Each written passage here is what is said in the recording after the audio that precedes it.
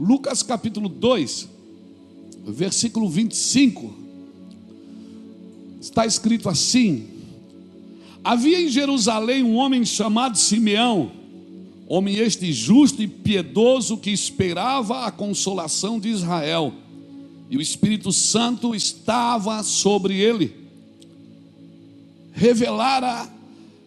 Revelara-lhe o Espírito Santo que não passaria pela morte antes de ver o Cristo do Senhor.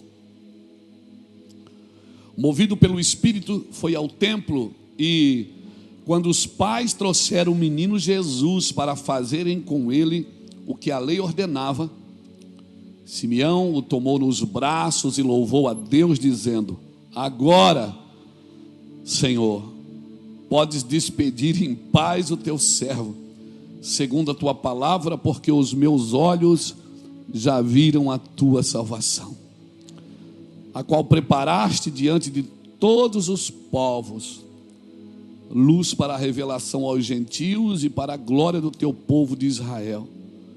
E estavam o pai e a mãe do menino admirados do que dele se dizia.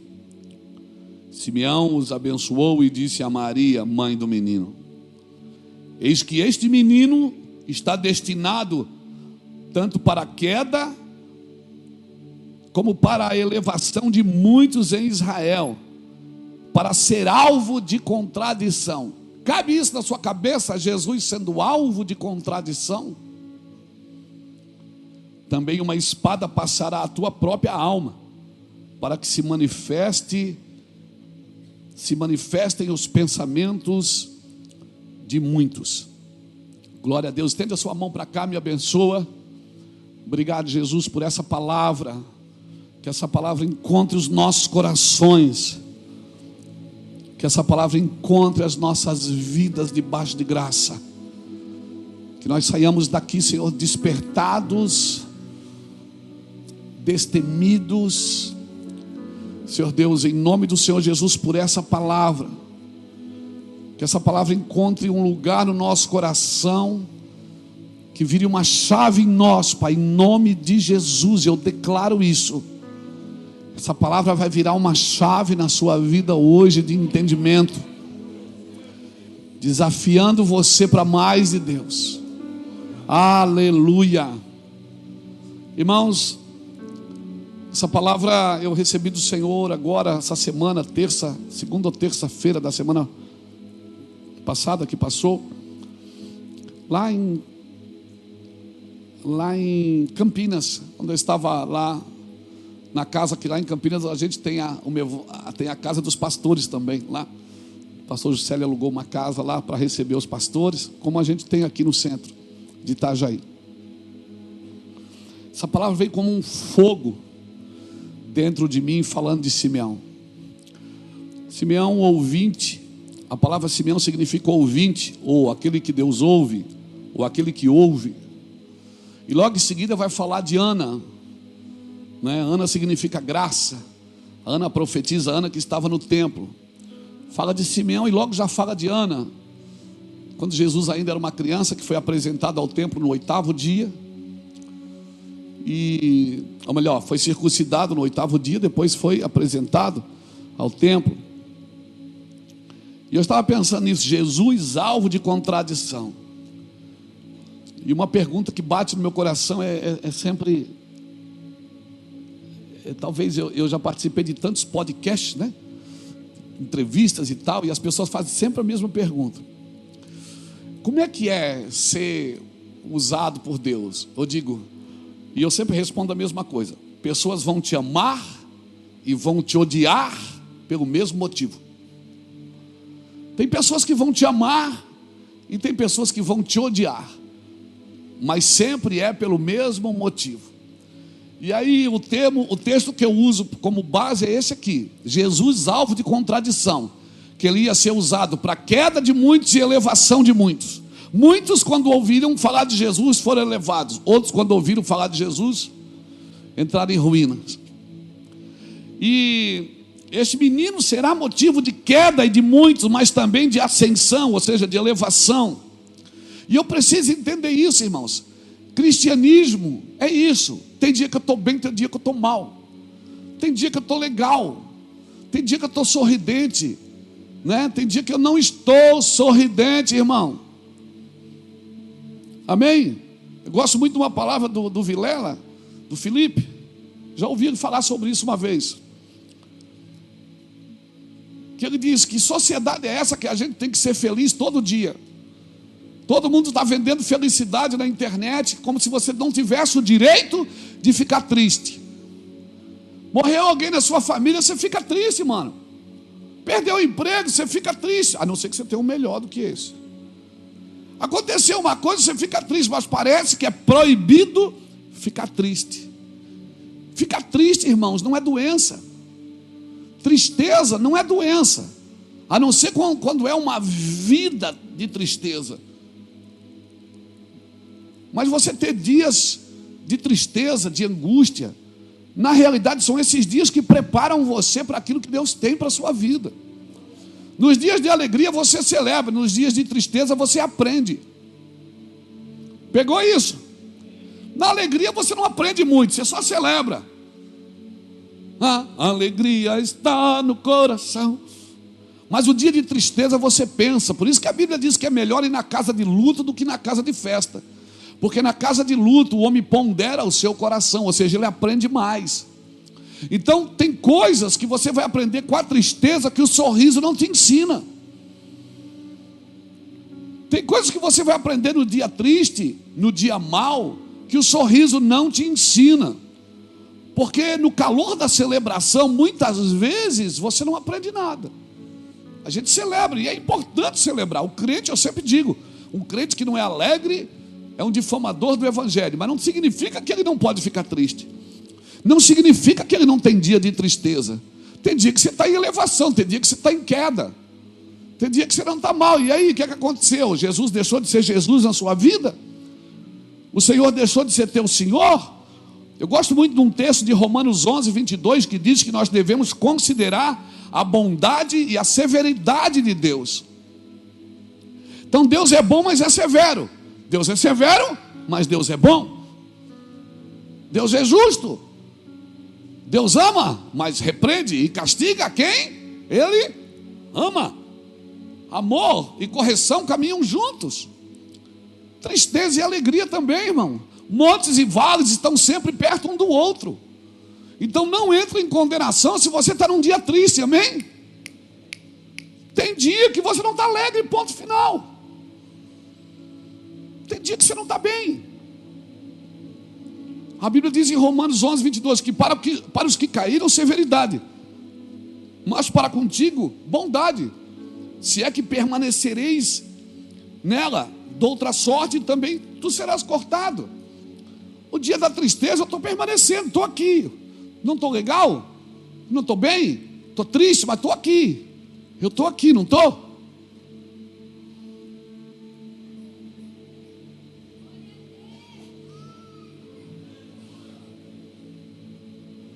Parece que essa sociedade é proibida de ficar triste. Por quê? Porque todo mundo só vende alegria. Todo mundo só vende alegria, não vende BO, não vende problema. Não, irmãos. Eu e você temos que viver o propósito de Deus respeitando o plano. Deus tem um plano e um propósito. O propósito é o alvo final de Deus. Mas Deus tem um plano para mim andar nesse propósito, para chegar no propósito. Eu preciso entender isso.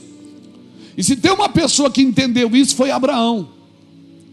Abraão, ele viveu o propósito respeitando o plano. Porque não adianta eu viver no propósito se eu não respeito o plano de Deus. Se você ler na Bíblia Gênesis de 3 a 11, sabe quantos anos tem de 3 a 11? Do capítulo 3 de Gênesis ao capítulo 11 de Gênesis, tem 2000 anos de história. Mas daí no capítulo 12 até Jesus tem mais 2000 anos. Ou seja, parece que Deus desacelera e vai explicando melhor, vai sendo mais. Do capítulo 3 ao capítulo 11 não tem muita instrução histórica. Mas do capítulo 12 até Jesus, aí você vai vendo, passa a lei, passa os profetas, passa os reis. até chegar a Jesus. Parece que Deus dá uma pausa aqui. Diga comigo, plano de Deus. Diga comigo, propósito de Deus. Meu irmão, são coisas distintas. O propósito é o alvo final. O plano é o processo que você vai viver para chegar no propósito. E tem muita gente que tem propósito. A gente fala muito de propósito. Deus tem um propósito na sua vida. Todo mundo aqui tem propósitos. Agora você tem que entender o plano que Deus fez para você chegar no propósito que Ele diz que você tem. Senão você não vai andar nesse lugar. Romanos capítulo 8, versículo 28, diz assim: que todas as coisas concorrem ou cooperam para o bem daqueles que amam a Deus e andam segundo o seu propósito. Algumas traduções dizem que foram chamados segundo o seu propósito. Mas eu gosto mais da tradução andam, porque não adianta você ser chamado se você não anda. Se você foi chamado e você não anda, Ele te chamou, te predestinou, te justificou e quer te glorificar. Tudo isso é o propósito de Deus. Mas tem um plano, e eu posso sair do plano, mesmo ainda tendo um propósito. Tem gente que saiu do plano, mas ainda tem um propósito. Então o que é que eu tenho que fazer? Eu tenho que voltar para o plano. Um avião não decola, ele já sabe para onde ele vai, senão ele não embarcava as pessoas. Vamos chamar agora o voo que está indo para Goiânia. Eu fui para Goiânia semana passada. E aí todo mundo embarca. Quando chega lá, fica esperando. Aí alguém entra e traz o quê? O plano de voo. Aquele avião já sabe para onde ele está indo, mas tem um plano para ele voar. Um plano de altura, um plano de velocidade. Você está me entendendo? Você tem um propósito, mas o plano está aqui, ó. Você não pode andar no propósito do seu jeito, com o seu plano, com as suas estratégias, se estiver fora do plano de Deus. Porque todas as coisas cooperam para o bem, ou concorrem para o bem, daqueles que amam a Deus. Quem ama a Deus aqui? Então, claro, você está aqui porque você ama a Deus. Mas que amam a Deus e que andam segundo o seu propósito. Então, se eu amar a Deus, eu vou chegar no propósito? Não. Uau. Mas eu amo a Deus, Cris. Mas você não chega. Porque você ama a Deus. Se você ama, a prova que você ama é andar no seu plano. Porque eu posso amar a Deus e não andar no seu plano. Mas eu amo a Deus. Eu sei que você ama. O caso aqui não é amor, é obediência.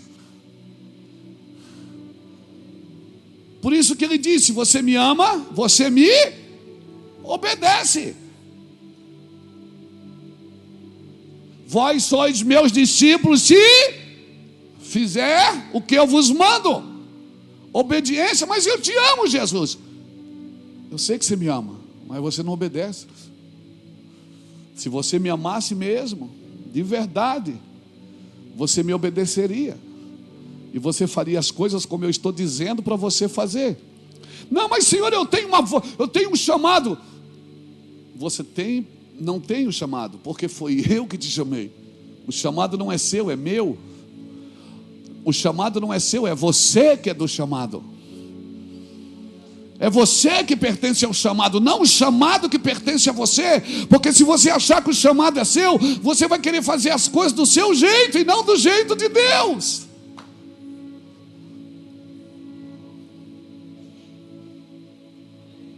Estamos entendidos?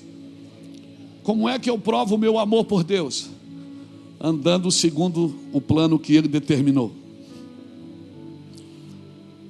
Concorrem para o meu bem. O que Deus tem para mim, onde é que está o que Deus tem para mim? Já está pronto. Como é que é? Já está pronto. Mas agora ele precisa ser formado aqui na terra, mas já está pronto. Porque o reino espiritual já está pronto. Não existe passado, nem presente, nem futuro. Tudo vive no estado do ser. Eu preciso formar o que Deus já planejou para mim. Tem um plano. Salmo 139, verso 16 ou 17, Diz assim que no seu livro ele escreveu sobre mim sem que nenhum dos meus dias existisse. Então já está pronto. Agora eu tenho que acessar isso na nuvem. Está aqui na nuvem. Não está aqui no iPad, está na nuvem. Então eu tenho que entrar na internet, botar minha senha e baixar da nuvem. Já está aqui, mas não está aqui. Pegou? Já está aqui. Ai, os planos de Deus são perfeitos. Por isso que quando você começa a orar, você é transladado daqui para o projeto de Deus. Aí você quer ficar lá. Por isso que Pedro diz: vamos fazer 3 tendas, vamos ficar aqui, tá bom demais, aqui que é o meu projeto. E Deus diz: não, você tem que descer e baixar o que você viu aqui em cima. É você que tem que baixar o que você viu. Já está na nuvem. As canções já estão na nuvem.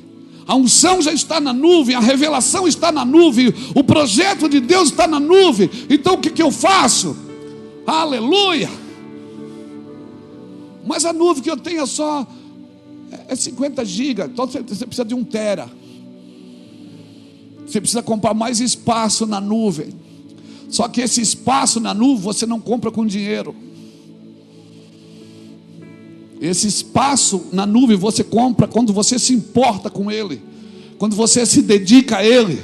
Está tudo aqui nas regiões celestiais. Por isso que nas regiões celestiais a igreja já está assentada com Ele nas regiões celestiais. Amém, irmãos? Amém, irmãos? Nas regiões celestiais já está pronto.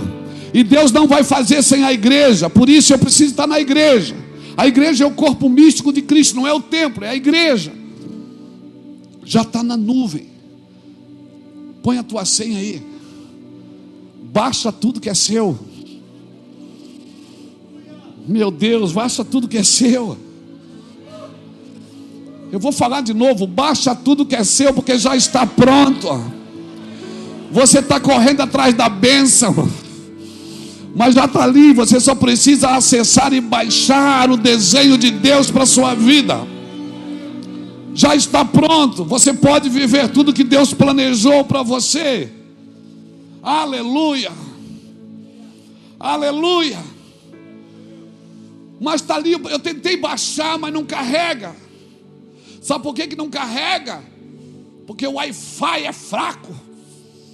Porque tem pouca oração, tem pouco jejum, tem pouca obediência, tem pouca vida com Deus. E para baixar os projetos de Deus, o Wi-Fi tem que estar alto, meu amigo.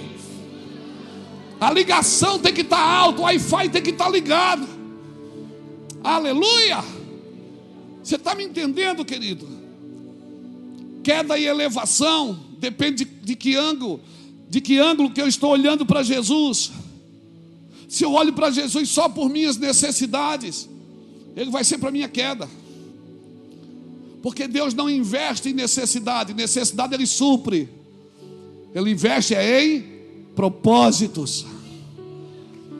Aleluia.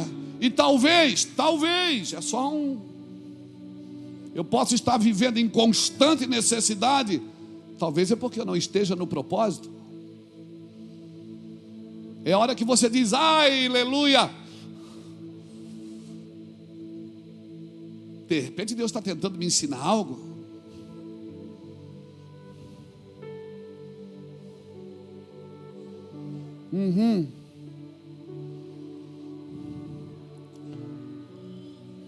Lá em casa, irmão, a gente dorme no escuro. Mas assim eu não consigo nem dormir com a luz do reloginho do ar-condicionado ligado. Eu tenho que apagar ela. Eu fico catando greta. Tem que estar escuro. Por quê? Mania. Eu acho que eu durmo de olho aberto, porque eu fico lá olhando. Não vejo nada, mas estou vendo tudo. Apaga tudo, fica aquele breuzão assim. Eu não estou vendo nada, mas eu estou vendo tudo. Eu não estou vendo nada que se pode ver, mas eu estou vendo tudo que não pode se ver. É incrível. Por que eu estou falando isso? Eu sei lá por que eu estou falando isso. Eu estou falando isso, talvez tenha alguma luzinha acesa aí chamando a sua atenção. Enquanto tiver essa luzinha acesa, chamando a atenção, você não presta atenção naquilo que o Senhor está tentando te mostrar.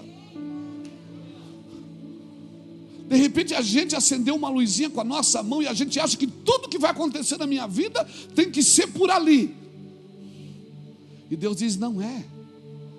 Tem coisas que os teus olhos não viram, que os teus ouvidos não ouviram, e que nem está no teu coração, mas eu vou revelar para aqueles que me amam. Sabe, aqueles que me amam, eles vão ver. Querido, você pode ver o invisível. Parece loucura o que eu estou te falando, mas eu estou dizendo que você pode ver o invisível. Você pode ver. A vida não se limita apenas naquilo que você está vendo. Então, o que Deus tem para mim já está pronto no espírito, mas agora precisa ser formado na terra. E como é que eu formo? Entendendo que é mais importante para mim eu conhecer o plano global de Deus para toda a humanidade do que conhecer o plano só para a minha vida. Mas hoje, o grande frenesi do evangelho qual é? Deus tem um plano para a tua vida. Deus tem um plano para a tua vida. E a pessoa acha que o plano é para a vida dela. Não. Deus não vai negociar seus princípios para trazer o plano dele para a sua vida. É você que tem que se importar com o plano eterno de Deus para toda a humanidade. E ver se você está fazendo parte disso ou não. Porque mais importante do que conhecer o plano de Deus para a minha vida é conhecer o seu plano eterno para toda a humanidade. É muito mais importante, irmão, porque o plano da minha vida tem a ver com o plano global de Deus para toda a humanidade. E se eu quero entender o plano da minha vida, eu tenho que entender, eu tenho que procurar entender o plano de Deus para a minha cidade, para a minha igreja, para o meu ministério, não é só para a minha vida. E sabe que nós estamos nos tornando pensando dessa forma? Perdoe-me a palavra pejorativa, mas nós estamos nos tornando crentes egoístas, que estamos na fila do pão, na fila da bênção, pelo propósito da nossa vida. E aí eu acabo fazendo coisas só que contribuem para o propósito da minha vida. E eu tenho dificuldade de servir alguém, eu tenho dificuldade de estender a mão para alguém. Por quê? Porque isso não tem a ver com a minha vida. Mas se eu e você descobrimos o plano eterno de Deus para toda a humanidade, cara, embarcar no avião para salvar uma pessoa do outro lado do mundo vai te interessar muito. Ei, você vai querer gastar dinheiro para salvar pessoas que você nem sabe o nome. Eu te garanto isso, você vai viver feliz fazendo isso. Você não vai ser feliz juntando dinheiro, juntando coisas. Você vai ser feliz descobrindo o plano eterno de Deus para a sua vida. E como eu descubro o plano eterno de Deus para a minha vida? Descobrindo o plano eterno de Deus para toda a humanidade. Porque a humanidade não vai se encaixar em mim. Sou eu que tenho que largar a minha vida e entrar na vida que Deus tem para mim. Novos céus e nova terra estão sendo feitos para quem nasceu de novo, para quem entendeu o que é nascer de novo. Nascer de novo é eu sair do meu propósito e entrar no propósito de Deus. Nascer de novo é eu deixar a minha vida. Porque eu fiz um plano, irmãos. Eu fiz um plano. Você fez um plano. E glória a Deus porque você fez um plano. Quando a gente abriu essa igreja, essa parede aqui, a parede estava aqui, vocês aí não existiam. Tinha uma parede aqui, a gente abriu uma igreja, tinha 100, 150 pessoas aqui. E a gente pensava, nós vamos fazer a tarde da bênção, o culto do milagre, o culto da unção. Domingo eu vinha para cá com a minha família, com alguns irmãos, limpava as cadeirinhas de plástico. E a gente pregava aqui, e a gente pregava, parecia que estava pregando para o mundo. E estava pregando para o mundo. Esse era o meu plano. Ser pastor do bairro São Vicente, aqui do Vassourão. Pastor Luiz Hermínio. De onde é que o pastor Luiz Hermínio? Ali, do São Vicente. Esse era o plano que eu queria viver. Eu não tinha noção da dimensão disso. Por quê? Porque os meus caminhos não são como os teus caminhos. Nem os meus pensamentos são como os teus pensamentos. Os meus caminhos são muito mais altos que os seus caminhos, e os meus pensamentos são mais altos que os seus pensamentos. Você planejou uma coisa, Deus veio e virou a casa de cabeça para baixo. Sua vida hoje gira em torno, não pode girar em torno do seu plano. Você precisa saber se o plano que você está vivendo é realmente o plano de Deus, porque você vai ser um frustrado, um infeliz do futuro, se você não sair do seu plano e entrar no plano de Deus. Mas como é que eu vou descobrir tudo isso que o senhor está falando? Wi-Fi tem que estar ligado, irmão. Banda larga. Tem que ser banda. 3G não dá mais não, meu filho. Aquela oraçãozinha básica não dá mais não. 3G não dá mais não. Hora no almoço, hora no café, dobra na beirada da cama. Deus abençoe, obrigado Jesus.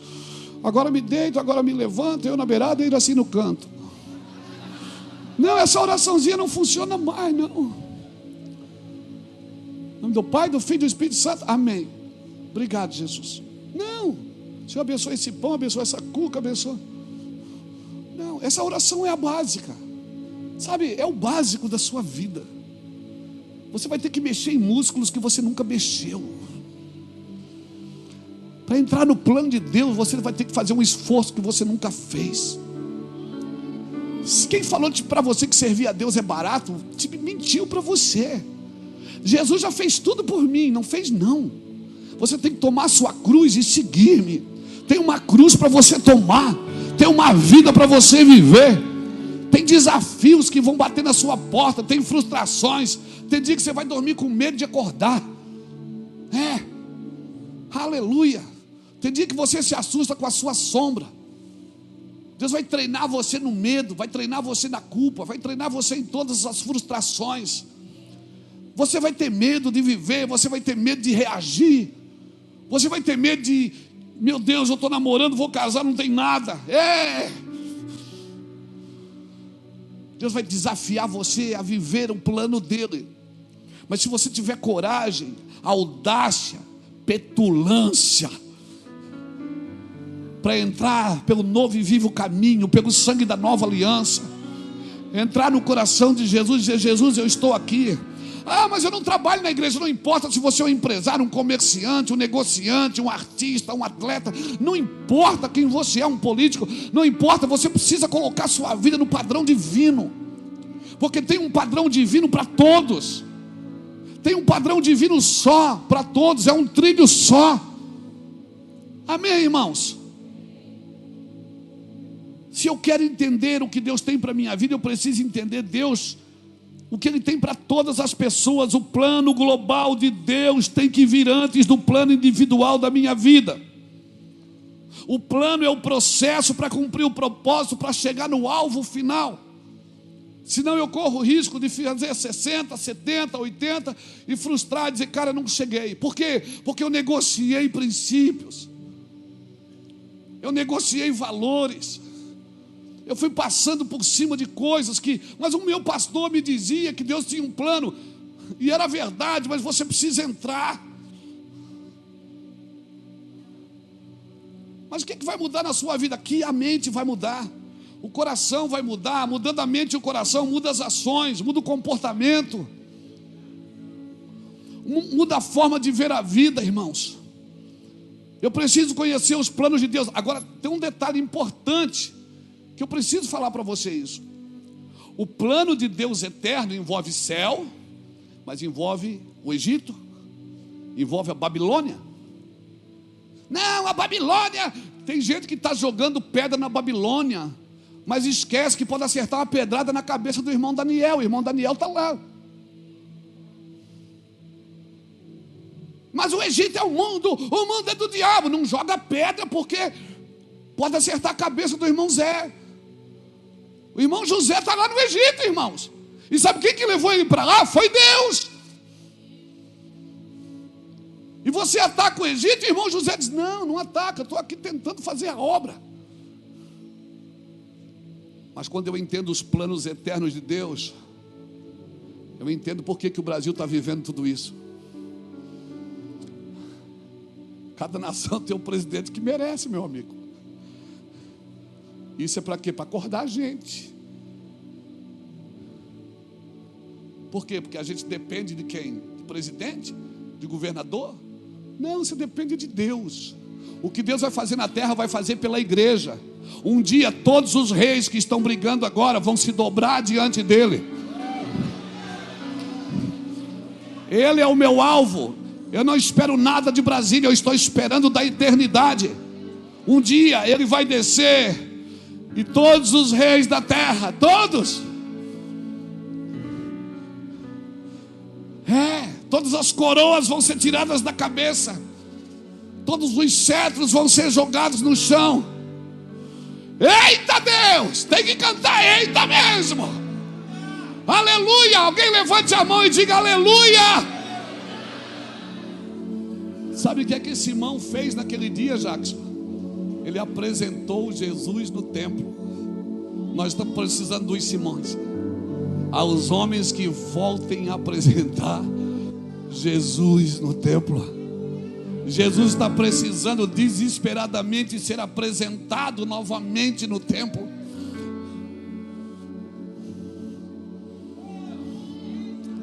Os templos não podem estar cheios de gente vazia, irmãos. As pessoas precisam saber quem Jesus é.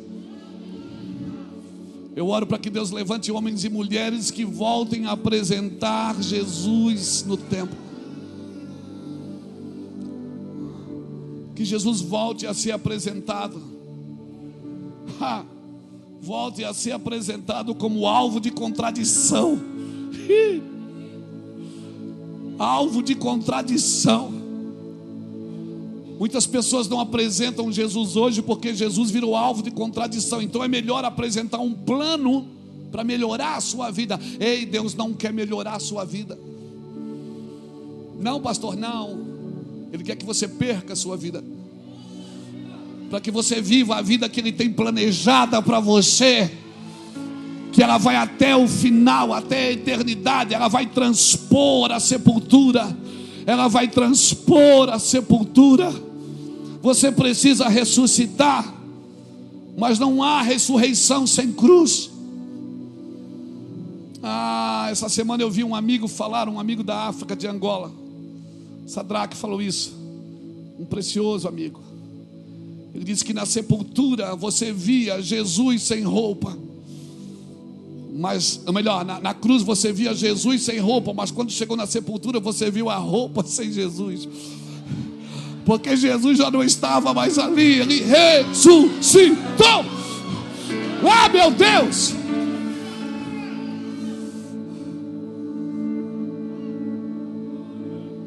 Você olhava para a cruz, você via um Jesus nu, pendurado, a vergonha, o escárnio. Mas quando chegou na cruz, na sepultura, quando foram ver, só estava a roupa. O Jesus não estava mais ali. Na cruz, é para lá que você tem que ir, porque na cruz você é despido. Você não vai ser vestido na sepultura sem ser despido na cruz primeiro. E Jesus não vai botar uma roupa limpa em cima dessa roupa suja. Por isso é na cruz que eu sou despido.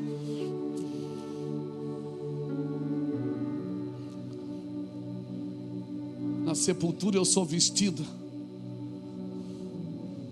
mas foi lá no cenáculo que eu fui revestido com o Espírito Santo. Aleluia, aleluia. Então, por favor, querido, Jesus é alvo de contradição e Ele tem que ser. Por isso que quando você prega o Evangelho, pessoas te amam e pessoas te odeiam. Pessoas te atacam e pessoas te celebram. E graças a Deus que é assim, porque essa é a profecia sobre Jesus. Ele seria posto como queda e elevação de muitos.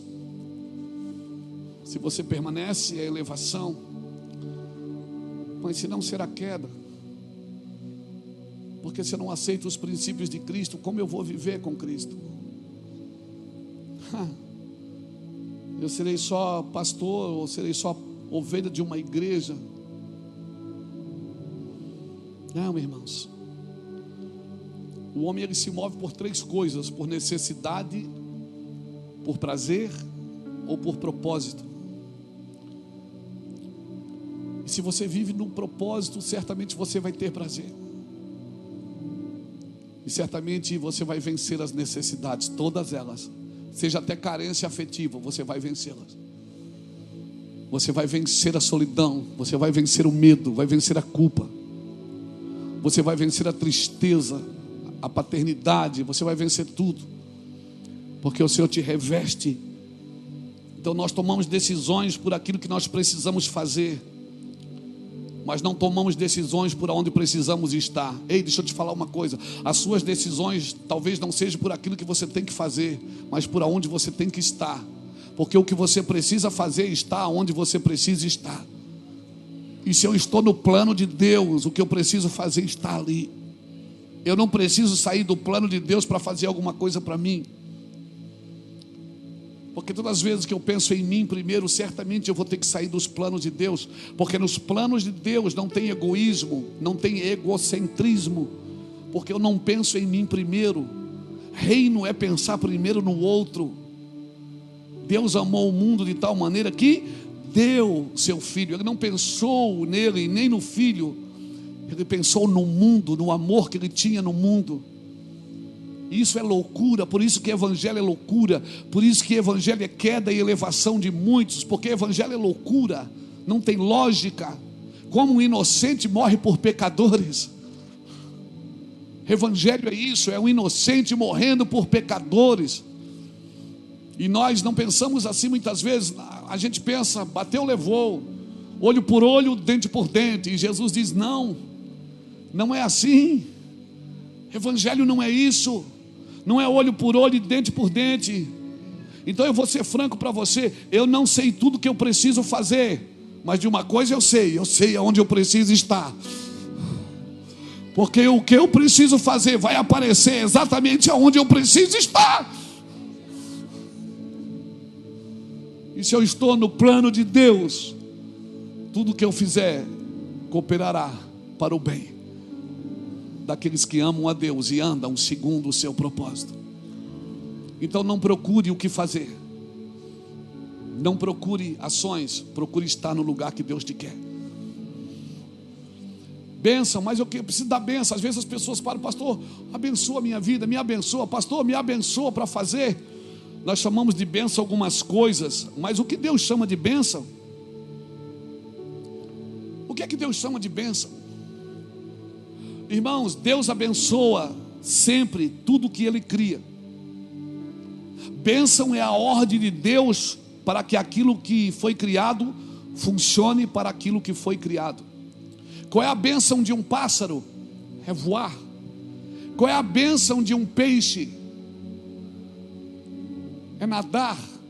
Tira um peixe da água, o que é que acontece? Ele morre porque ele sai da bênção. A bênção de um peixe é nadar, a bênção de um pássaro é voar. E a bênção de um homem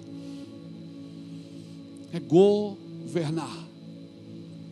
Foi essa a palavra que Deus disse para o primeiro homem: domine sobre todas as coisas. E o homem hoje é dominado por elas. Deus não mandou você dominar pessoas, Deus mandou você dominar coisas. Ele disse, domine sobre todas as coisas. Pessoas você não domina, você conduz. Todo lugar que homens dominam homens está fora do padrão de Deus, do princípio de Deus.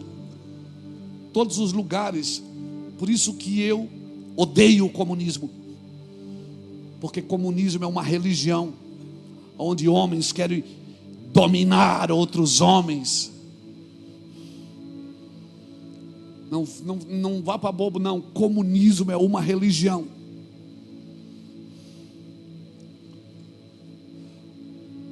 Que tem por princípio e por ideologia trazer igualdade. Mas por que se é para trazer igualdade, por que não nivela para cima, nivela para baixo?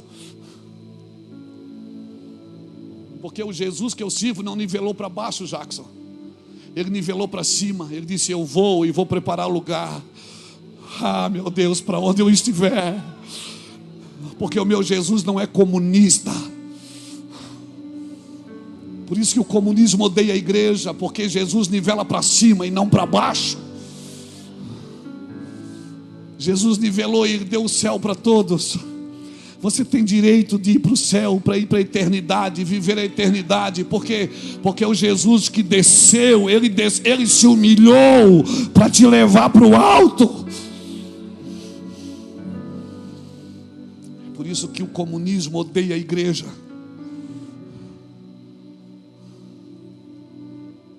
Mas você não perde por esperar, Satanás, porque um dia todo joelho se dobrará. Um dia Alexandre o Grande vai estar lá, Mussolini vai estar lá, Hitler vai estar lá, Lenin, Stalin, Lenin vai estar lá.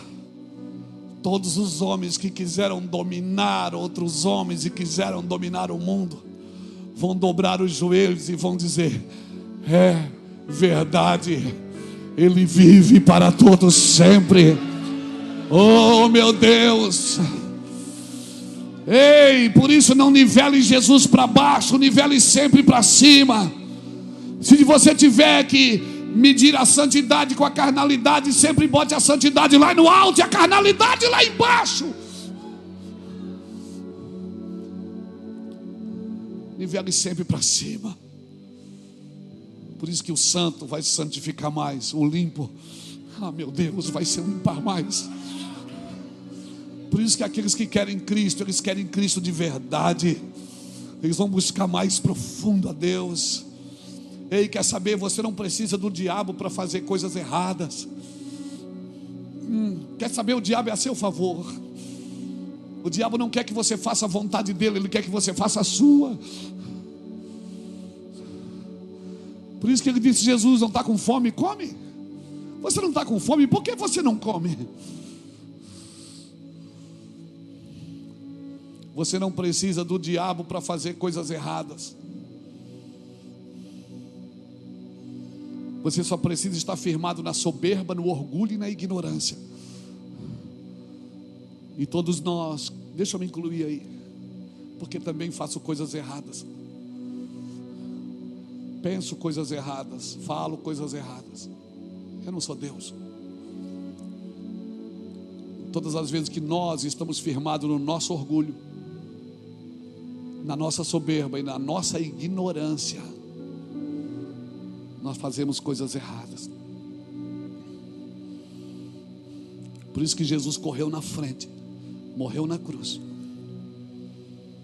para deixar a porta aberta, para todas as vezes que o diabo aponta você e diz: ele faz coisa errada. E Jesus não mostra as suas qualidades.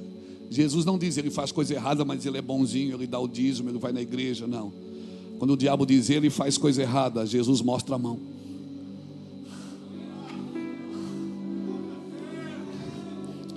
E diz: eu já paguei o preço das coisas erradas. Alguém está me entendendo? Celebre, celebre, celebre, celebre. Oh meu Deus, celebre! Jesus não mostra as suas qualidades, Ele mostra o que Ele fez por você. Então chegou a hora de você lembrar as trevas que te atormentam.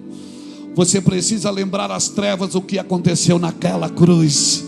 Você diga: não, realmente, diabo, eu sou assim mesmo, eu penso assim, às vezes eu sou mal mesmo, às vezes eu falo mal dos outros, mas deixa eu te lembrar o que aconteceu na cruz. Jesus morreu por mim, para me dar vida. Por isso não nenhuma condenação há para aqueles que nasceram em Cristo Jesus. Nenhuma condenação há.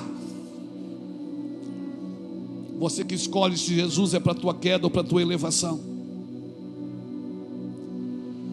A bênção foi colocada no lugar que ela deveria existir. A sua bênção é governar. É governar, e a partir da sua vida, a primeira coisa que você tem que governar é a sua vida. É o autogoverno. Isso não tem a ver com a tua capacidade intelectual, nem com a tua capacidade financeira. Não tem a ver com a sua performance. Porque você vai ver muitos analfabetos dirigindo melhor a sua vida do que muitos doutores. Autogoverno é você entregar a sua vida para aquele que pode governar e ensinar você a governar, porque foi Ele que te criou. Ele conhece cada detalhe da sua vida. Então, por favor, para chegar no propósito, você precisa do plano. Não sai do plano. O problema é que nós queremos um plano sem aflição, sem problema. E Deus pode mudar o plano no caminho, Jackson? Pode ou não pode? Claro que pode. Atos capítulo 16, versículo 16. Paulo e Silas iam todo dia no caminho de oração. Todo dia eles iam orar. Todo dia Paulo e Silas iam orar. E ia uma mulher atrás deles, elogiando, não era criticando.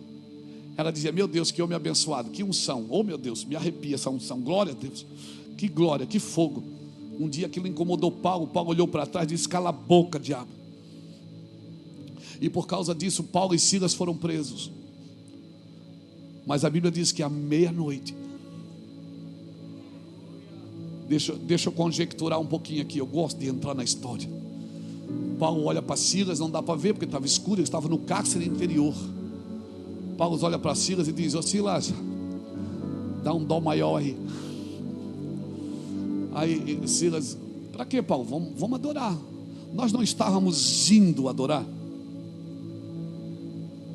Deus mudou o plano. Enquanto a gente não entender o que a gente está fazendo aqui, nós vamos continuar no propósito, porque muda o plano, mas não muda o propósito. Paulo e Silas começaram a cantar, a cadeia começou a tremer, as portas começaram a abrir, as correntes começaram a cair, todo mundo começou a ser liberto. O carcereiro viu aquilo, quis se matar. Paulo e Silas disse: já sei qual é o propósito. Eu já sei por que Deus mudou o plano. Foi por causa desse cara aqui.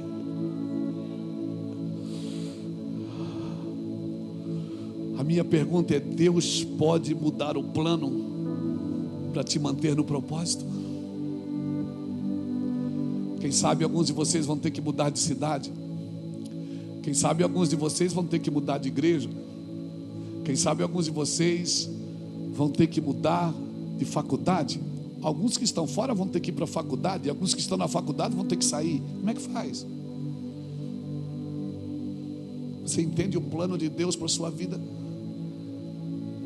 Enquanto você não entende, só adora.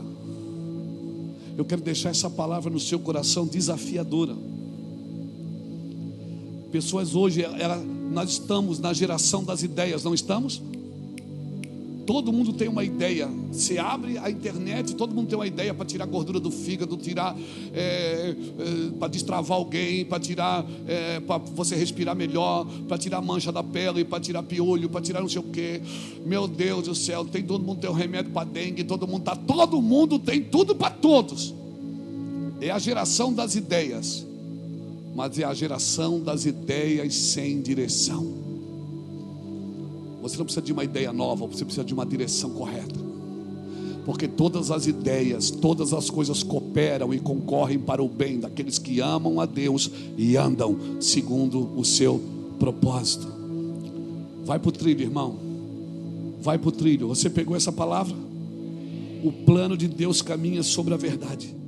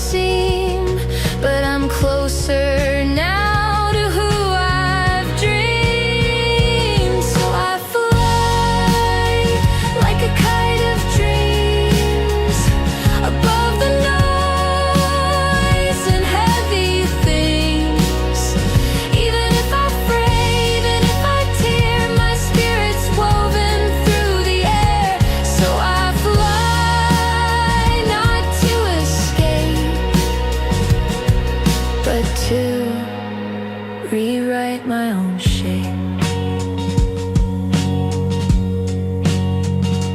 Let the wind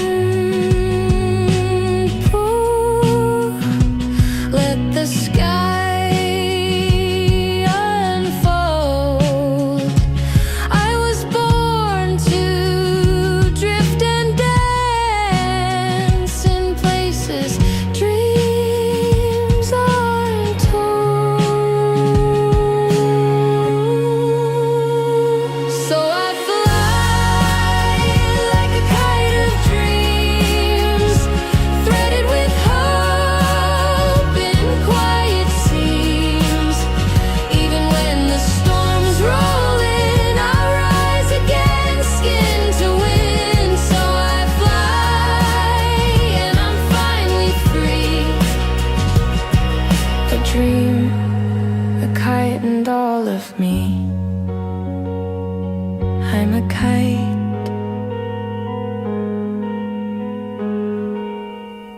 of dreams.